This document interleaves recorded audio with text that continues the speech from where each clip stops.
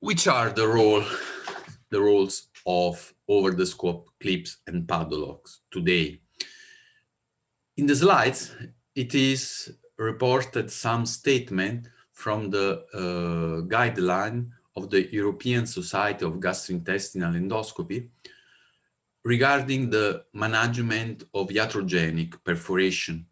As you can see, in esophagus, in stomach, and in colon, the ESGE suggests to treat iatrogenic perforation that are smaller than 1 centimeter by using through-the-scope clips.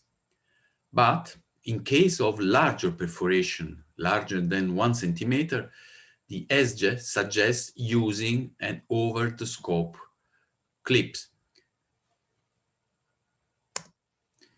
These are again the ESGE guideline regarding the treatment of non-variceal upper gastrointestinal hemorrhage.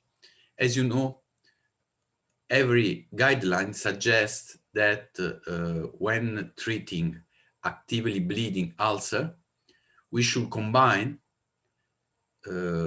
epinephrine injection with a second hemostasis modality, which can be a thermal one or a mechanical one, clips for example.